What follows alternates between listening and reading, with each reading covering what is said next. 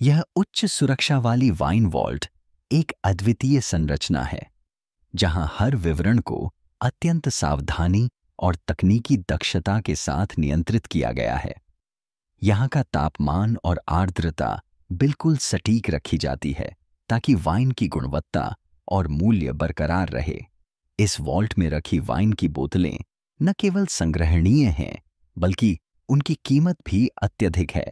यह स्थान एक सुरक्षित शरण स्थली की तरह है जहां दुर्लभ और कीमती वाइन को संरक्षण मिलता है, लेकिन इसी सुरक्षा और नियंत्रण के कारण यह वॉल्ट एक संभावित हथियार भी बन सकता है यदि इसका दुरुपयोग किया जाए।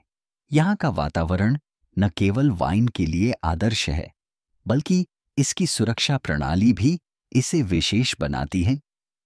जयकांत की रहस्यमयी मृत्यु एक बंद तिजोरी के भीतर पाई जाती है जहां प्रवेश का कोई जबरदस्ती का निशान या संघर्ष के संकेत नहीं मिलते।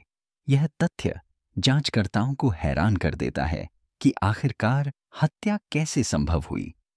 तिजोरी के वातावरण संबंधी आंकड़ों पर विशेष ध्यान दिया जाता है, जिससे यह सवाल उठता है कि क्या तापमान या अन्य जलवायु कारक हत्या के तरीके में भूमिका निभा सकते हैं। इन असामान्य परिस्थितियों के कारण मामले की जटिलता और बढ़ जाती है। अब जांचकर्ता इस बात की तह तक जाने का प्रयास कर रहे हैं कि जयकांत की मृत्यु के पीछे कौन सा अनोखा तरीका अपनाया गया। संजय अपना अटूट अलिबी प्रस्तुत करता है जिसमें वह दावा करता है कि हत्या के समय वह घटना स्थल से बहुत दूर था। यह बयान जांच को और जटिल बना देता है क्योंकि अब संजय को दोषी साबित करना कठिन हो गया है। कथानक में बताया गया है कि हत्या का समय इस तरह चुना गया था कि हर संदिग्ध को निर्दोष दिखाने का अवसर मिल सके। सभी के पास कोई न कोई कारण या सबूत है जिससे वे खुद को उस समय वहां न अमोम होने का प्रमाण दे सकते हैं। इस वजह से पुलिस के लिए असली अपराधी तक पहुंचना एक बड़ी चुनौती बन गया है। अब जांचकर्ताओं को हर अलिबी की गहराई से जांच करनी होगी ताकि सच्चाई सामने आ सके। इंस्पेक्टर सेन ने तिजोरी के बाहर लगी मखमली रस्सी का निरीक्षण किया और वहां एक असामान्य सफेद पाउडर देखा। यह दृश्य उन्हें हैरान कर देता है क्योंकि आमतौर पर ऐसी जगहों पर इस तरह का पदार्थ नहीं मिलता।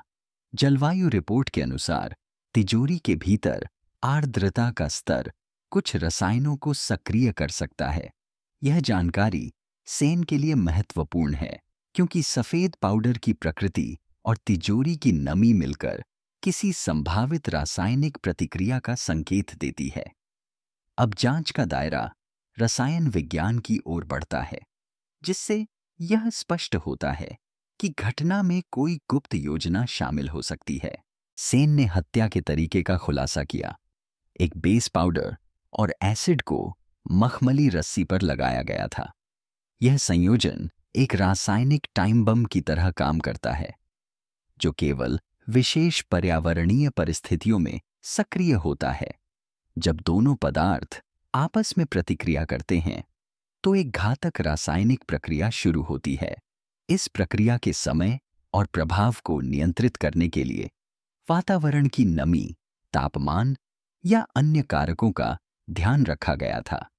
इस तरह अपराधी ने हत्या को एक जटिल और योजनाबद्ध तरीके से अंजाम दिया, जिससे यह घटना सामान्य नजर नहीं आती। तिजोरी के भीतर उच्च आर्द्रता ने एक रासायनिक प्रतिक्रिया को सक्रिय किया, जिससे एक घातक गैस का उत्सर्जन हुआ और जयकांत की मृत्यु हो गई। इस हत्या की योजना पूरी तरह से तिजोरी के जलवायु नियंत्रण प्रणाली पर निर्भर थी। जैसे ही वातावरण में नमी बढ़ी, रसायनों ने प्रतिक्रिया दी और जानलेवा गैस फैल गई। अपराधी ने तिजोरी की विशेष परिस्थितियों का फायदा उठाकर हत्या को त्याग को अंजाम दिया। यह घटना दर्शाती है कि कैसे तकनीकी और पर्यावरणीय कारकों को अपराध में इस्तेमाल किया जा सकता है। जयकांत की मौत अचानक और अप्रत्याशित थी, क्योंकि किसी को भी तिजोरी के भीतर छुपे खतरे का अंदाजा नंगी नहीं था। अंत में संजय अपना अपराध स्वीकार करता है जब उसे यह समझ आता है कि नियंत्रित जलवायु ही इस अपराध की मुख्य कुंजी थी। इंस्पेक्टर सेन इस अवसर पर टिप्पणी करते हैं, बता रहे हैं कि विज्ञान का दुरुपयोग अपराध के लिए किया जा सकता है, लेकिन इसकी सीमाएं भी हैं। वे कहते हैं कि तकनीकी प्रगति समाज के लिए लाभकारी हो सकती है, परंतु जब इसका गलत इस्तेमाल होता है तो न्याय व्यवस्था उसे रोकने के लिए तत्पर रहती है।